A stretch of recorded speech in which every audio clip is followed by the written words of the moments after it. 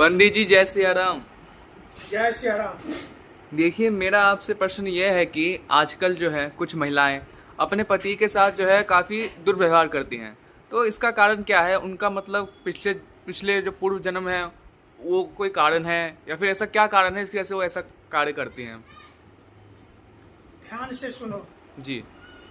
एक ब्राह्मण था हम्म। जो बहुत ही निर्धन था और भिक्षा मांग के अपना जीवन यापन कर रहा था। ब्राह्मण जब भिक्षा के लिए निकलता था तो कई बार महीने हो जाते थे, एक एक महीने तक घर नहीं आता था। जो भिक्षा वो दे जाता था पंडिताइन को, उसी से उसकी पंडिताइन जीविका चलाती थी। ये उसका नित्यकर्म था, भिक्षा मांगना। पंडिताइन एक दिन क्रोध में अपने पंडित से बोली, जो मैं अभागिन हूँ, मेरा भाग्य सही नहीं था जो आपके साथ शादी हुई।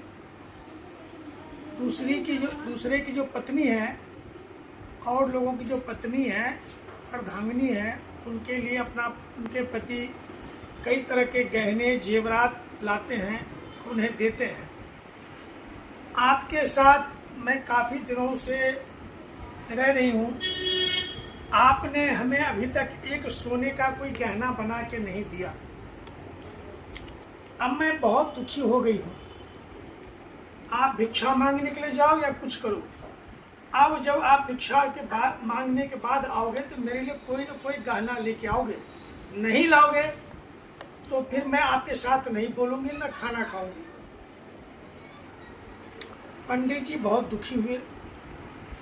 वो दुखी होके, और ये ऐसी बातें पंडिताइन आए दिन कहती रहती थी। पंडित जी एक जंगल गए, घने जंगल में। अच्छा। जाके एक तार के नीचे बैठ गए और मन ही मन में सोचे, जो पंडिताइन आए दिन हमें ताने देती है, मैं अब घर नहीं जाऊंगा, न भिक्षा मांगने के लिए जाऊंगा। इसी जंगल में बैठता हूँ, रात में कोई शेर या भालू आएगा, हमें खा जाएगा। अब मैं जीना नहीं चाहता। उस तार के वृक्ष के ऊपर एक गिद्ध रहता था, और उसके बगल में एक कल्प वृक्ष भी था। उस तार के वृक्ष के बगल में एक कल्प वृक्ष भी था। तो कल्प वृक्ष के नीचे अगर आप बैठ जाते हो तो आपको रात में भूखे नहीं सोने देगा। उस वृक्ष का ये प्रमाण है। तो तार के पेड़ पे जो गिद्ध बैठा था वो मानव की भाषा में बोला, ऐ ब्राह्मण, संध्या का समय हो गया है, तू अपने घर चला जा। अगर तू रात्रि में यहाँ रुकता है तो कोई न कोई जानवर, शेर या भालू तुम्हें खा जाएगा। तू दुखी क्यों है?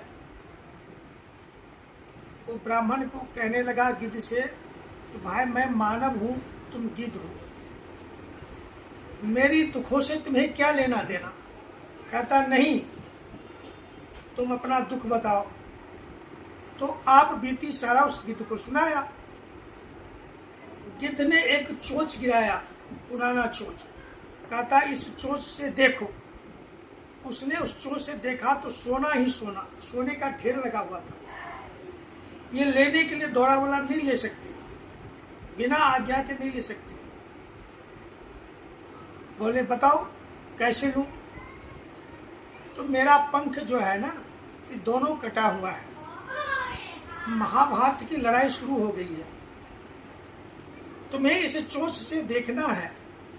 उस लड़ाई में जो व्यक्ति देहांत किया है, वो 7 जन्म तक अगर ब्राह्मण में जन्मा है तो उसका मांस थोड़ा सा ले आना, मैं खाऊंगा, मेरे दोनों पंख हो जाएंगे। फिर तुम इस चोंच को भी ले जाना और सोना जितना चाहिए उतना ले जाना।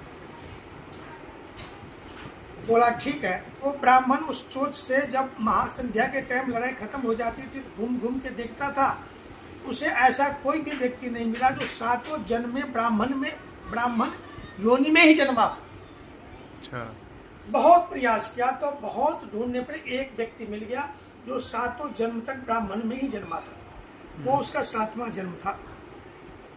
उसने उसमें से थोड़ा सा मांस का पीस उठाया और ले आया, गिद्ध को दिया। गिद्ध बोला, मेरा पंख नहीं है, मैं नीचे उतर भी नहीं सकता, और तो फेंको ऊपर, मैं कैच कर लूंगा। जैसे इसने फेंका गिद्ध ने कैच कर लिया, खाया, उसके दोनों पंख आ गए, अच्छा। कुछ चोंच दे दिया। हम्म। अब वो चोंच लेने के बाद देखा तो सोना ही सोना। वो धोती पहन रखा था, आधी धोती पहना रहा, आधी धोती खोल के उसमें एक सोने का जो है ना ठेप, जैसे आप सोने का पत्थर भी कह सकते हो या जो कुछ, वो उठाया और उसमें बांधा और चला। जितना उसे उठ सका उतना उसे बांधा चला।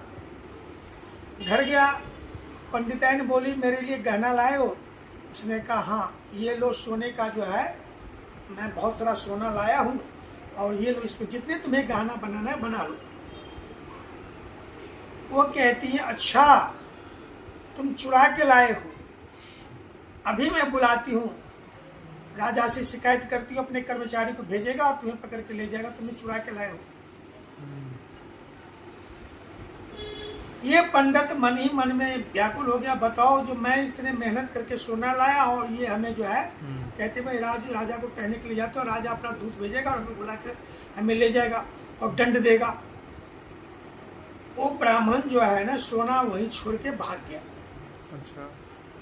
और चलते चलते मई का महीना था, बड़ी तीव्र से उसे प्यास लगी।